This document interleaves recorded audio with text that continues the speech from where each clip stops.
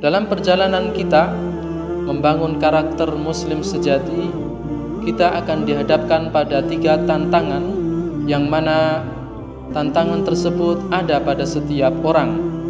Almarhum Al-Maghfur Fadilat Dr. Abdul Halim Mahmud dalam bukunya Memperbaiki Masyarakat sesuai dengan tuntunan Islam dan memberikan arahan untuk kita semua bagaimana mengatasi 3 tantangan tersebut.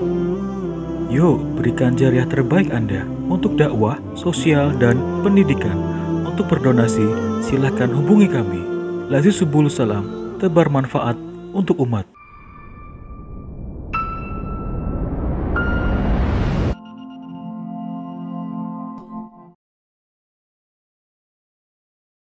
Akhil Muslim, sebagaimana yang telah kita sampaikan pada materi sebelumnya, untuk membangun karakter muslim yang sejati, kita membutuhkan bangunan pondasi yang kuat. Bangunan pondasi tersebut terdiri dari 2 unsur pokok. Yang pertama, pondasi keilmuan, dan yang kedua adalah pondasi ibadah. Dalam perjalanan kita membangun karakter muslim sejati, kita akan dihadapkan pada 3 tantangan, yang mana tantangan tersebut ada pada setiap orang. Tantangan yang pertama adalah takut mati. Yang kedua, takut rizki, dan yang ketiga, takut status sosial.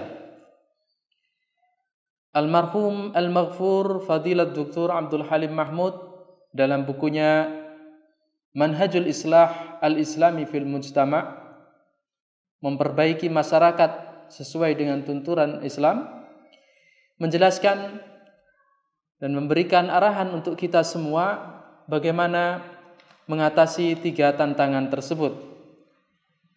Yang pertama, takut mati. Prinsip tauhid sebagaimana yang kita yakini mengajarkan kepada kita semua bahwasanya hidup mati kita ada di tangan Allah Subhanahu wa ta'ala. Dialah zat yang merajai, menguasai seluruh alam raya termasuk kehidupan umat manusia. Dialah zat Allah yang Maha Esa, yang menguasai kehidupan dan kematian para pemimpin dan rakyatnya. Dan dialah Allah yang menakdirkan ajal kita masing-masing. Pada surat Al-A'raf ayat 34, Allah Subhanahu wa ta'ala menegaskan ajal setiap makhluknya telah ditetapkan, tidak mungkin diajukan ataupun diperlambat. A'udzubillahi minasyaitonir rajim. Fa idza jaa ajaluhum la yastakhiruna sa'atan wa la yastaqdimun. Maka ketika ajal mereka benar-benar telah datang, maka mereka tidak akan bisa meminta untuk ditangguhkan sesaat pun, dan juga tidak akan bisa meminta untuk dipercepat. Sebuah hikmah mengatakan rasa takut tidak akan mampu memperpanjang ajal, dan rasa berani pun demikian juga tidak dapat mempercepat ajal. Orang-orang yang dipenuhi dengan kemunafikan seringkali akan mengatakan jika berhadapan dengan kondisi dan keadaan-keadaan yang menuntut mereka untuk benar-benar berjuang, berjihad di jalan Allah Subhanahu wa ta'ala, kita akan dapati mereka mengatakan, "Lau kana lana minal amri syai'un ma qutilna hahuna." Surat Ali Imran ayat 154. Seandainya kami ada di rumah, tidak pergi, maka kami tidak akan terbunuh. Bagaimana Allah menjawab mereka? "Qul law kuntum fi buyutikum labarazal ladzina kutiba alaihimul qatlu ila madaji'ihim." Surat Ali Imran ayat 154. Katakan, seandainya kalian tetap berada di rumah kalian pun, niscaya kematian yang telah ditetapkan untuk kalian akan mendatangi kalian ke tempat tidur kalian masing-masing. Selanjutnya berkaitan dengan rasa takut terhadap rizki. Setiap orang di sore hari ketika menikmati makan malamnya sudah berpikir, apa yang akan kami makan untuk sarapan? Dari mana kami akan menambah keuntungan usaha ini? Dan bagaimana kita harus menjaga kestabilan usaha kita? Seolah-olah rizki sedikit ataupun banyak mereka yang menentukan. Allah Subhanahu wa ta'ala dengan prinsip tauhid kita menegaskan, wa ma min dabatin fil ardi illa 'ala Allahi rizquha. Tidak ada satupun makhluk melata di atas bumi kecuali Allah telah menjamin rizkinya.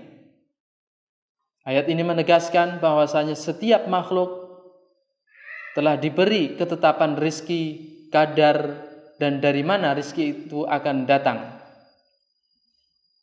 Yang kedua, tiada sumber yang akan terus mengaruniakan rizkinya tersebut kecuali Allah Subhanahu wa ta'ala. Wa ya'lamu mustaqarraha wa mustauda'aha.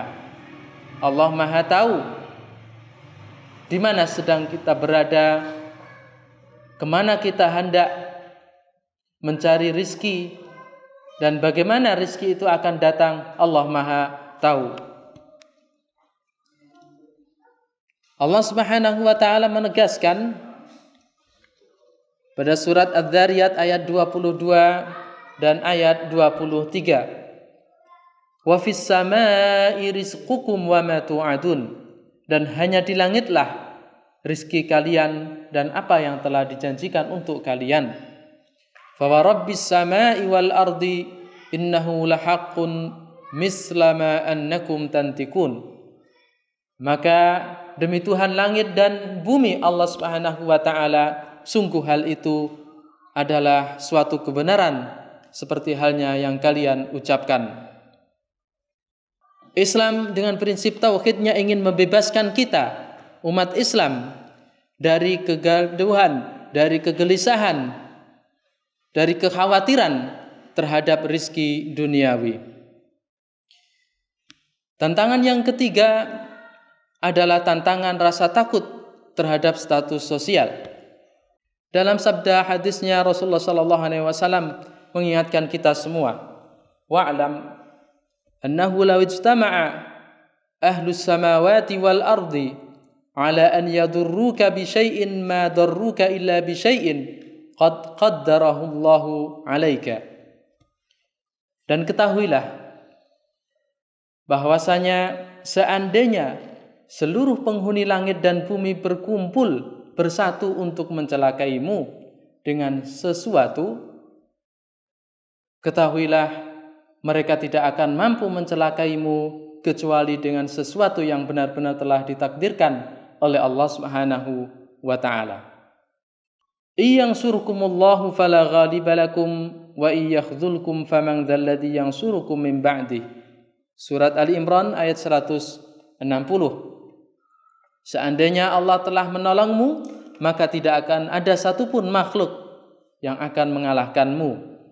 Dan seandainya juga Allah menghendaki kehinaanmu, maka tidak akan ada satupun yang dapat menolongmu dari ketentuan Allah Subhanahu wa ta'ala tersebut.